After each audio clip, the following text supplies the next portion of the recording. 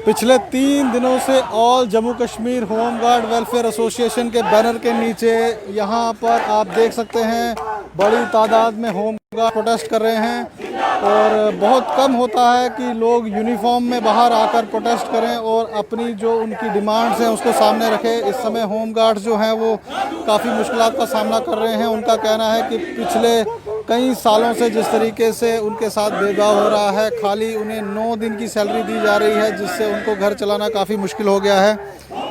तो अभी ये आप देख रहे हैं जो प्रोटेस्ट हो रहा है यहाँ पर पिछले कई दिनों से लगातार ये 3 दिनों से लगातार ये प्रोटेस्ट कर रहे हैं। इनका कहना है कि जिस तरीके से सुप्रीम कोर्ट ने और हाई कोर्ट ने भी ऑर्डर दिया है कि होम गार्ड्स की सैलरी जो है वो बढ़ाई जाए, इन्हें कांस्टेबल के पद पर नियुक्त किया जाए। जिस तरीके से कांस्टेबल काम करते हैं वैसे ही ये भी करें। और क्या डिटेल्स हैं इसमें मैडम आप बताइए, कितने दिन हो गए हैं आपको यहाँ प्रोटेस्ट करते हुए? आज सर हमारा तीसरा दिन है इधर। जो हमने सिर्फ एक गवर्नमेंट को जगाने के लिए कि जो हमारी एडमिनिस्ट्रेशन नहीं सुनती है, ना हमें टाइम देते हैं मिलने के लिए, ना कहीं पे हमारी फाइल आगे बढ़ती है। इसके लिए अभी हम कोविड-19 के तहत हम ज़्यादा लोगों को बुला नहीं सकते हैं। हमने थोड़े से लोगों को एक गवर्नमेंट को दिखाएं कि हमारी क्या डिमांड है, क्या इनके साथ बीत रही है। एक जवान यूनिफॉर्म पहन के 2700 रुपया महीने की सैलरी लेता है, उसके ज़्यादा अत्याचार क्या होगा जो हमारी स्टेट हमारे साथ शोषण कर रही है। जो ड्यूटी पुलिस का कांस्टेबल करता है वही होमगार्ड करता है, जो यूनिफॉर्म उन्होंने पहनी है वही इन्होंने पहनी है। तो यूनिफॉर्म के साथ एक स्टेट में 2 कानून क्यों लागू हैं? हम चाहते हैं कि जो सुप्रीम कोर्ट का 3 मार्च 2015 में आर्डर हुआ था, वो था चीफ जस्टिस ऑफ इंडिया ने एक आर्डर दिया था। जब किसी को न्याय नहीं मिलता है तो वो जाता है न्यायिका में, न्यायपालिका से। और न्यायपालिका से हमें बताएं वो कौन सी अदालत बड़ी है जहाँ पे हमें इंसाफ मिल जाता है। 5 साल हो गया 3 मार्च 2015 को, 5 साल होने को आया। सरकार हमारी ने टास्क की मासरी तरीक पे तरीक। वो कितनी तरीके आएंगी जब हम बूढ़े मर भी रहे हैं। अब लोग तो 50-50, 60-60 साल के हो रहे हैं, रिटायर होने पे भी जा रहे हैं। कितनी तादाद है होम गार्ड्स की जम्मू कश्मीर में और कितने सालों से वो लोग लगे हुए हैं? जैसे सन 92 से लगे हुए हैं, कुछ लोग 89 से भी लगे हुए हैं। अगर हमारी स्टेट में पहली होमगार्ड थी उसको 2 बटालियन बनाई गई। इन्होंने 89 में 2 बटालियन परमानेंट बनाई गई। 1st battalion Srinagar, 2nd battalion. अगर फारूक जे बटालियन बना सकता है तो क्या हमारे अमित शाह जी जे बटालियन नहीं बना सकते? होमगार्ड को आज कहीं बॉर्डर होमगार्ड ही बना देते थे। पुलिस में अगर आप 20% कोटा भी लेते थे, आज हमारे होमगार्ड खत्म हो जाने थे। तब भी इन्होंने कुछ नहीं ऐसा किया क्योंकि इन्होंने गरीबों का खून चूसना ही किया।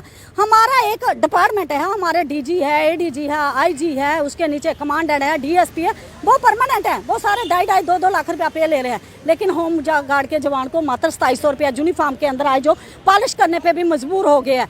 अब हम चाहते हैं कि अगर ड्यूटी के अंदर हमारी जैसे पंजाब है, चंडीगढ़ स्टेट, दिल्ली है, उत्तराखंड है, अंडमान निकोबार है, तो जितनी भी स्टेटें हैं उनको अगर अच्छी सैलरी मिल रही है, कम से कम हमारी नियरेस्ट स्टेट चंडीगढ़ है, उधर 36,000 रुपया सैलरी है।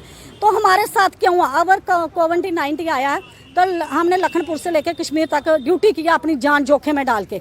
हमें गवर्नमेंट ने 10 रुपये का बेनिफिट दिया। बाहर की स्टेटों ने सभी होमगार्ड को 50 लाख रुपए का इंश्योरेंस और विद उनकी फैमिली को पूरे SRO केस वगैरह सारे।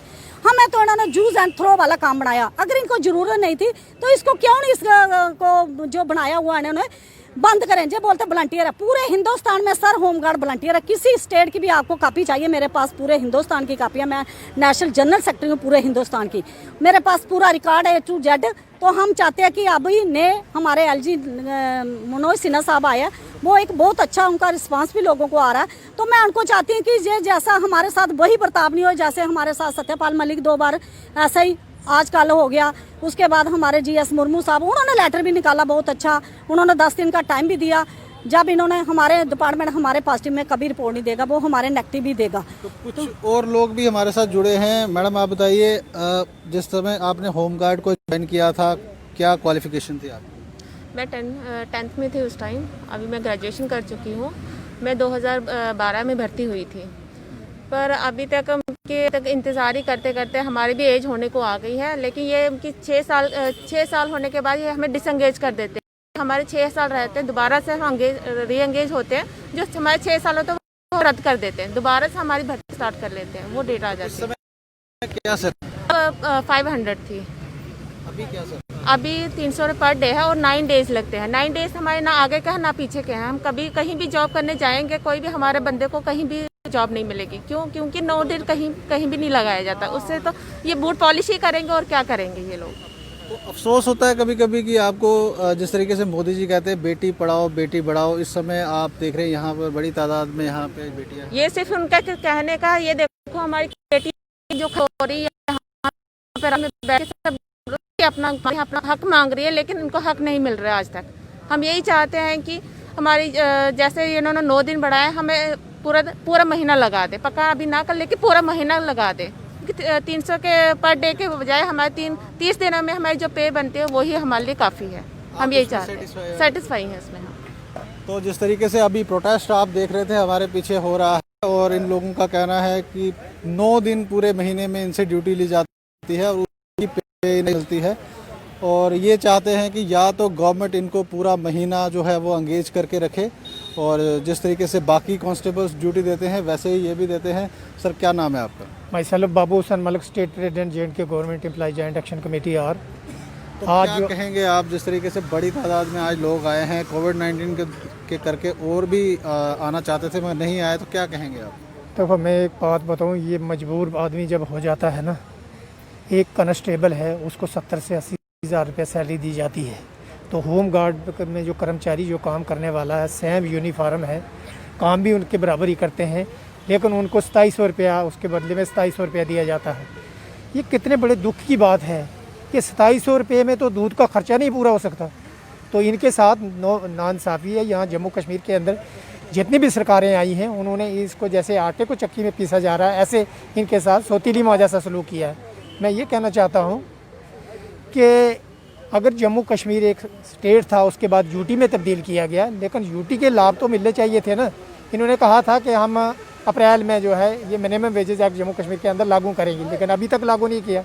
और जम्मू कश्मीर के अंदर जितनी भी सरकारें आई हैं उन्होंने भी, यहाँ हाई कोर्ट का जजमेंट इनकी 2009 में हुआ, 2015 में इनकी सुप्रीम कोर्ट की जजमेंट भी आई, लेकिन जम्मू कश्मीर की जितनी सरकारें हैं उनको भी इम्प्लीमेंट नहीं किया। और आज यूटी थी, यूटी ने भी अभी तक उनको इम्प्लीमेंट नहीं किया है। मैं ये कहना चाहता हूँ कि अगर हिंदुस्तान के अंदर जो यूटी हैं उनको 30,000 से 40,000 रुपया सैलरी दी जा रही है, तो जम्मू कश्मीर का जो होम गार्ड में काम करने वाला कर्मचारी है उसको 2700 क्यों दिया जा रहा है? हम यहाँ के प्राइम मिनिस्टर साहब से और होम मिनिस्टर साहब से और जम्मू कश्मीर यूटी के हेड मनोज सिन्हा साहब से पूरा जोर अपील करते हैं कि इमीडिएटली जो है होम गार्ड का रेगुलाइजेशन का ये मसला सेटल हो जाए। अगर सरकार इसको सेटल नहीं करती, एम्प्लॉय जॉइंट एक्शन कमेटी, जब तक इनका मसला हल नहीं होगा हम इनके साथ शाना बशाना चलेंगे। सर मेरा नाम अब्दुल कयूम है, मैं डोडा डिस्ट्रिक्ट का रहने वाला हूँ। 2002 में मैंने ज्वाइन किया है होम गार्ड डिपार्टमेंट में। आप खुद ही अंदाज़ा करो कि लगभग कोई 18 साल हो गए मुझे इस होम गार्ड में।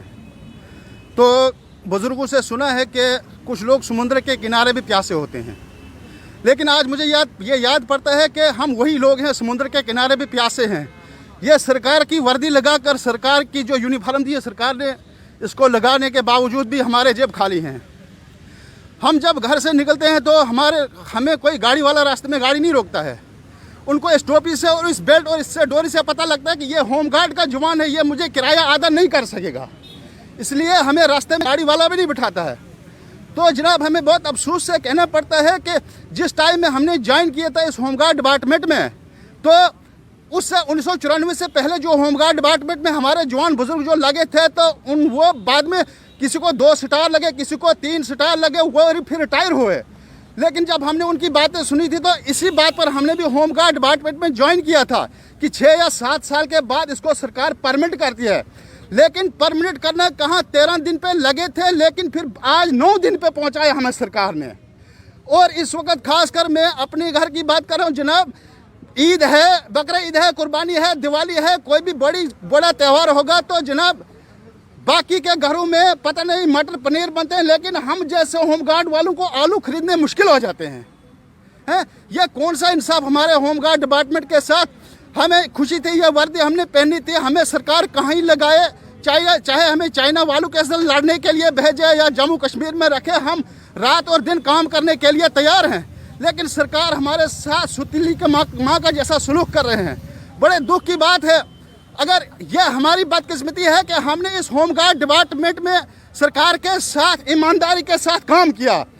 बाकी कई लोगों ने अगर बाकी जगहों के लिए चले गए, देशद्रोही बने, लेकिन हमारी ये गलती है कि हम देशद्रोही नहीं बने। हमने सरकार की इस कपड़े की इज्जत की, लेकिन उस इज्जत का हमें यह इस वक्त फ़ायदा मिल रहा है कि हम 2700 पे अभी भी मारे। किसी को 27 साल हो गए, किसी को 18 साल हो गए, किसी को 20 साल हो गए, लेकिन सरकार के कानून तक जो नहीं हिल रही है। हमारी बड़ी बहन कमला शर्मा जी हर गली में, हर कोचे में, हर चौराहे पे, हर जगह पे उन्होंने प्रोटेस्ट किया होमगार्ड के लिए, लेकिन सरकार को टस से मस नहीं हो रहा है। तो लिहाजा हम कहते हैं कि सुप्रीम कोर्ट ने भी हमारे हक में आर्डर दिया, हाई कोर्ट ने भी आर्डर दिया, लेकिन इनका वो आर्डर इन्होंने कहीं रद्दी टोकरी में, हमारी सरकार ने रद्दी टोकरी में डाल दिया। अब क्या आसमान से फरिश्ते आएंगे तो उस आर्डर को स्टेप लगाएंगे तो फिर सरकार को उस आर्डर को लागू करेगी? यह बड़े दुख की बात है। कम से कम जनाब, यह बड़े दुख की बात है। हमारे बच्चे घरों में भूखे मर रहे हैं, प्यासे मर रहे हैं। अगर कल को हमारे बच्चे सुनेंगे कि मेरे बाप ने या मेरे भाई ने 19 या 20 साल बेल्ट फोर्स में नौकरी की थी, तो वो कल को क्या भरोसा रखेगा हमारी इस हिंदुस्तान सरकार पे, क्या विश्वास रखेगा? तो लिहाजा मैं यही जनाब गवर्नर साहब से रिक्वेस्ट करता हूँ, मनोज सिन्हा जी से रिक्वेस्ट करता हूँ कि प्लीज़ 2 हाथ जोड़ के मैं रिक्वेस्ट करता हूँ कि किसी न किसी तरीके से होमगार्ड का मसला हल किया जाए। धन्यवाद, शुक्रिया। तो ये 3 दिनों से लगातार जिस तरीके से प्रोटेस्ट हो रहा है और एक काफ़ी मात्रा में यहाँ पर होमगार्ड्स आए हैं, इनका कहना है कि जिस तरीके से इनके साथ भेदभाव हो रहा है, मात्र 9 दिन की इनको सैलरी मिलती है और इनका कहना है कि या तो गवर्नमेंट इनको पूरे महीने एंगेज रखे, जिस तरीके से बाकी पुलिस वाले या कांस्टेबल्स काम करते हैं, इनको भी उसी तरीके की ड्यूटी अंजाम देनी पड़ती है, मगर इन्हें मात्र 9 दिनों की सैलरी मिलती है, जिससे इनका घर चलाना काफ़ी मुश्किल हो गया है। और इन्होंने जिस तरीके से नए एलजी साहब आए हैं, इनको लगता है कि कुछ ना कुछ ज़रूर इनका होगा, इसीलिए ये लोग बाहर निकले हैं। और इनका कहना है कि जब तक सरकार इनकी बात पर गौर नहीं करेगी तब तक इनका प्रोटेस्ट जो है वो जारी रहेगा। आप जुड़े रहें NH1 न्यूज़ के साथ।